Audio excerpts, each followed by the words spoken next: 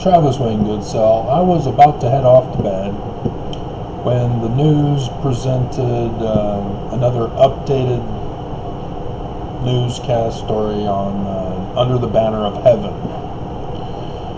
I've noticed that the majority of my viewers are the elderly. And so there's a big old gap with the younger generations. I went through the temple for my mission in 1989, 2 years before the change in the temple ceremony. Apparently, Thursday's show involved the temple endowment ceremony, and Mormons are offended, and it's mostly the younger generation, I'm betting. And there's some problems that need to be addressed that aren't going to reach sufficient number of people because of the way I'm being treated by the church and its members, who dominate career fields to make sure that such conditions are silenced as possible. So this Hulu show, the Mormons can't stop those. They can stop me, they can't stop the popular stuff that's out there, which still gets stuff wrong. And so there's a lot of misinformation that Mormons, false dichotomy that I've gone over with you. It talks about the endowment ceremony was frustrating to Mormons because it portrayed the sacred rituals that we're told we have to keep sacred secret. And there wouldn't be any concern, except that the reason why they were kept sacred is because, pay attention to them, guys. The first law, obedience. Who? God? Really? Who's God? Where is he? Who's giving the orders from God? The prophets. So we obey the prophets, not God. Don't be fooled. Don't fool yourself. Don't try to gaslight us. We obey the prophets. Second one, sacrifice. Oh, we're supposed to give our lives to protect and defend the church. Third, gospel. No evil speaking of the Lord's anointed.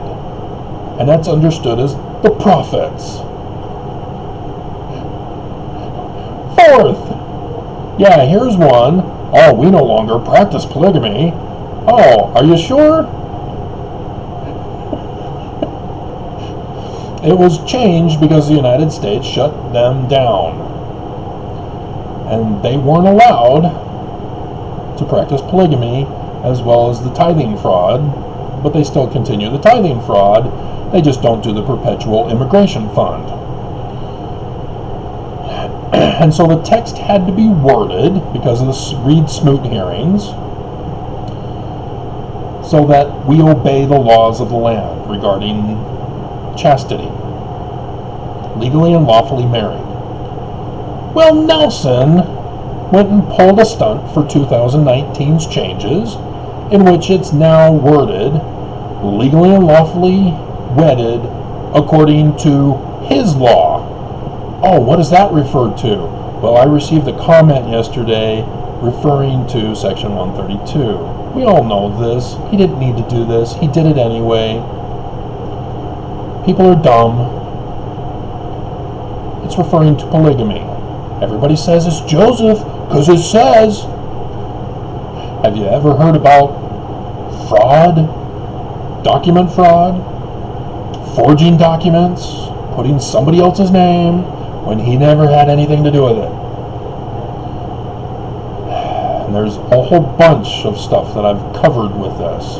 Joseph Smith was framed by the person who took over his church, the great and abominable church, with a false prophet, with the false Christ of that church. And so then, law of consecration. You own nothing. Everything belongs to the church. You are their slave. You have to do everything you do for the church. Oh, but we don't practice it. Oh, guess what's coming for the millennium? And so this is what the church wants you to be silent about. If you don't understand this concept, Helaman chapter 6, 22 to 23. I'm verse 24.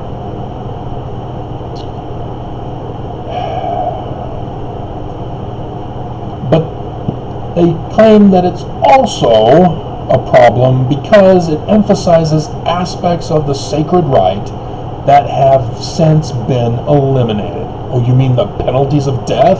Well, during the time of the whoever they were family, that was what was in the temple.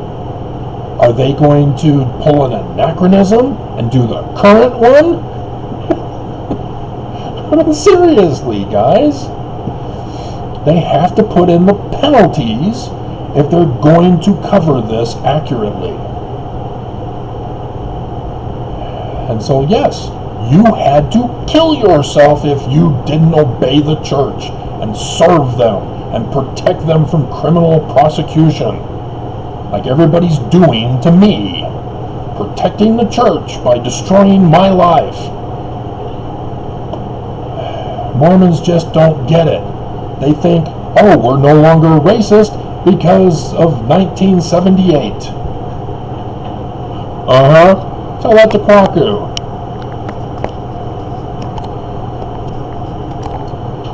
You know, if a president of the church is racist, which the church has to confess Brigham Young was, what does that mean? Amen to his priesthood and the authority thereof. The whole church was destroyed with Brigham Young. He was a sexist. He sex-trafficked women out of the United States into Mexico territory, where he claimed that it was now the Kingdom of Deseret. But the very next year, in 1848, the United States took it away. Called it the Territory of Utah. At least made him governor until he couldn't behave, and then they had to remove him as governor. And so all of this talk about Mormons aren't white supremacists, Mormons aren't mean, Mormons love our neighbors, blah, blah, blah. There are too many of us who know the truth. There's a reason why the inverted pentagram is on the Salt Lake Temple headquarters. You keep gaslighting us. You keep telling us, well, that was the past. Well, you can't produce good fruit from a spoiled seed. Brigham Young is the bad seed. He produced bad fruit. That's what this show is all about. And Mormons don't want to accept it. They're in denial. I forgot one extra thing about this article, and I'm going to have to do it tomorrow morning. But they say, Mormons say that it makes them look alien.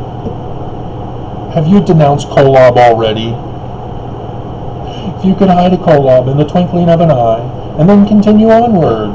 Oh, that's in that book of Abraham we want nothing to do with either, because Joseph Smith is not a translator, and so we call him, oh, it was revelation through spiritual witness, and so all Mormons then pull the, oh, I got a spiritual witness, therefore it's true, and literal history. You guys got to trust Joseph, and the church won't let you.